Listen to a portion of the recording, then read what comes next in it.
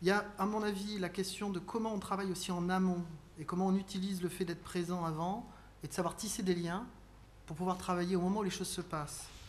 Euh, et euh, D'une certaine manière, ça renvoie à ce que je disais en début d'intervention tout à l'heure sur bon, ce terme que tout le monde utilise aujourd'hui sur les partenariats, mais comment on rééquilibre la relation, comment des fois on n'intervient pas, on fait faire, on aide à faire, comment on, euh, on renforce les capacités des acteurs locaux à pouvoir faire quand les choses se passent. Et pas toujours cette intervention externalisée venant de l'étranger et souvent perçue comme telle, notamment en situation de conflit, parce que alors là, s'il y a une confusion qui est réelle et qui fait que les humanitaires deviennent cibles, hein, c'est bien le fait qu'aujourd'hui, dans bon nombre de situations, on est perçu comme le bras des sortes de services sociaux des armées en campagne. Prenons la situation, je sais pas, en Irak, en Afghanistan, prestataire de services des armées. Hein, quand même, il y a une confusion. Même si on revendique régulièrement l'indépendance, etc., ou notre indépendance, et qu'on est souvent bien fondé pour le faire, la réalité, c'est que la confusion, elle est complète. Si on prend la Somalie, ça pose la question de travailler à distance pour bon nombre d'acteurs. Jusqu'à quand? Parce que la distance, c'est bien, on valorise les acteurs locaux, mais bien souvent, on perd le lien avec ce qui est censé être fait dans une clinique, dans un programme de distribution. Donc c'est des dilemmes qui ne sont pas nouveaux. Hein. Ils sont les économies de guerre, on les a déjà observés. Et c'est pas pour ça que ça doit disqualifier l'action humanitaire, mais c'est des dilemmes réels dont il faut être capable de parler.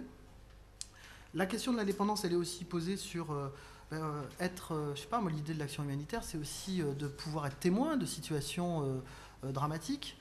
Je prendrai l'exemple du Darfour avec la décision d'expulsion récente de Médecins du Monde du Djebel Mara.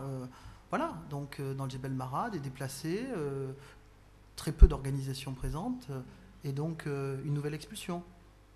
Voilà. Donc on est aussi nous-mêmes face à ces situations-là, quand même dans des contextes aujourd'hui, d'une certaine manière un peu déstabilisés, parce que je ne dis pas que l'espace humanitaire, quelque chose qui se définit, qui tombe du ciel, on le crée, hein, donc il y a des périodes plus ou moins il y a des conjonctures plus ou moins favorables, donc c'est jamais un combat perdu d'avance. Mais c'est relativement déstabilisant. Je veux terminer sur la Libye, parce que c'est un pays où il y avait très peu d'acteurs présents. Les phénomènes, bon, vous les avez vus notamment à travers le regard un peu tronqué parfois des médias, on ne sait pas trop toujours ce qui s'y passe. Mais ça pose la question de comment y travailler. Et un peu des besoins auxquels on répond ou pas. Et dans les représentations publiques, on va imaginer blessés, flux massifs de population. Nous, le constat qu'on fait quand même s'il y a un problème d'évacuation de ressortissants étrangers à la frontière tunisienne, il n'y a pas de catastrophe humanitaire. Il y a un engorgement logistique, il y a des problèmes humains, mais on n'est pas face à ce stade, hein, la situation de catastrophe humanitaire. Quand on regarde un peu la situation, le domaine de l'inconnu, Tripoli, les zones inaccessibles, on va dire, on ne sait pas. On ne sait pas, mais par contre, ça ne veut pas dire qu'il n'y a personne qui travaille, ça ne veut pas dire qu'il n'y a pas des médecins libyens, qu'il n'y a pas différentes autorités, modes d'organisation qui permettent peut-être, alors face à une situation exceptionnelle, certes, mais une prise en charge des blessés, des gens. Et puis quand on regarde les quelques organisations qui ont commencé à avoir accès à l'est du pays, qui arrivent dans la ville de... Vous allez m'aider ? Voilà, voilà, tout le monde la connaît. Eh bien, les besoins dits humanitaires à ce stade, ils sont limités. Le docteur de l'hôpital, d'un des hôpitaux, il dit vous êtes les bienvenus, on vous accueillera, mais à ce stade, nous faisons face, merci pour les médicaments, mais on n'a pas vraiment besoin. Ça ne présage pas de l'évolution de la situation de conflit et de ce qu'elle va générer en termes d'impact sur les populations civiles. Mais ça va poser un problème certain à toutes les organisations sur la manière d'intervenir. Quel personnel? Des personnels européens? Peut-être qu'on ferait bien de travailler autrement. Les premiers acteurs à être intervenus et qui travaillaient avant même la situation de rupture, c'est des Tunisiens et des Égyptiens qui travaillaient sur place dans les hôpitaux, les infirmiers. Il y a certes d'autres nationalités, hein. Donc il y a certainement aussi une manière de revisiter ces déploiements face à une situation de crise, toujours internationaux, en prenant en considération des contextes qui ont leurs particularités. Et la question de l'indépendance et la perception des acteurs de secours, elle est centrale, hein, parce qu'aujourd'hui, faute d'intervention militaire extérieure, parce qu'elle paraît assez improbable, l'élément central, ça va être l'action humanitaire, la réponse essentielle. Et donc, on est déjà pris au piège des dilemmes politiques et des tensions que ça va générer sur les acteurs qui essaieront de venir en aide à la population. On verra bien dans les semaines qui viennent ce qui se passe. Hein. Je ne veux pas non plus lire dans une boule de cristal, ce n'est pas l'intention. Mais c'est simplement prendre un exemple pour montrer que, oui, c'est complexe, c'est difficile, et voire parfois on n'a pas de réponse. Nous, à Médecins du Monde, aujourd'hui, on travaille beaucoup autour de la problématique des migrants. Alors, on peut nous regarder en disant quoi? Mais il y a une guerre en Libye. Oui, mais ça fait des années qu'on regarde la problématique des migrants et on a une certaine inquiétude sur un certain nombre de ces populations dont on ne parle pas, parce qu'on parlerait plutôt des blessés, qui sont pourtant en déshérence, avec des flux relativement importants dans la Libye, alors on ne sait pas ce qui s'y passe, vers les pays limitrophes, et des éléments de discrimination extrêmement forts pour ceux qui travaillaient, qui étaient des travailleurs pauvres dans ce pays. Merci Pierre. Je me retourne vers François parce que, à écouter ce que dit Pierre Saligno, moi j'ai l'impression que la problématique urbaine qu'on évoque depuis maintenant 1h30 est une sorte de formidable accélérateur en fait d'une sorte de remise en question de la problématique humanitaire elle-même. Oui, c'est en partie vrai.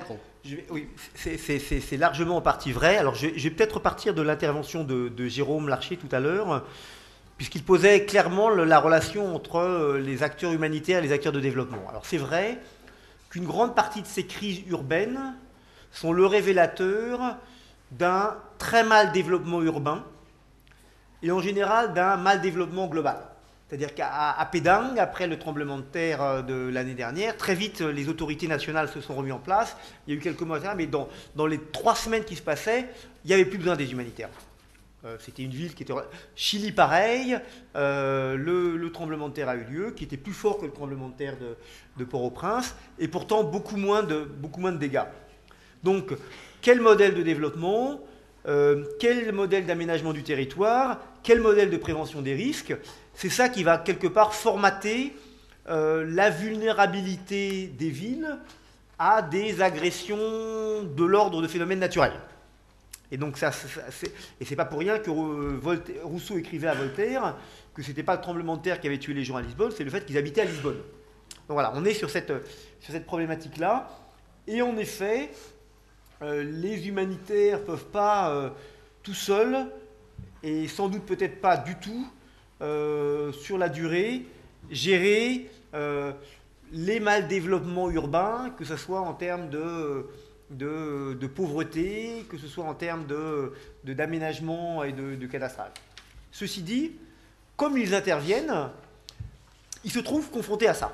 Et donc, si on veut donner aux gens un petit abri un petit peu plus décent que simplement la bâche ou la tente dans laquelle ils sont, et certains sont encore après 1 an, il faut qu'on essaie de comprendre ce problème foncier.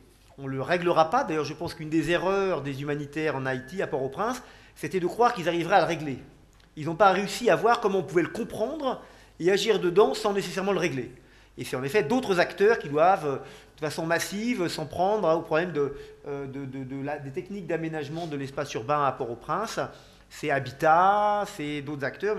Alors les humanitaires peuvent accompagner, peuvent utiliser, peuvent s'intégrer dans des démarches dans lesquelles ces acteurs aident à mieux comprendre et à planifier, et eux faire leur réponse aux besoins d'un abri un petit peu moins dégradant que ces tentes ou que ces abris. Moi, je suis allé dormir dans des sites la nuit à Port-au-Prince quand il pleut.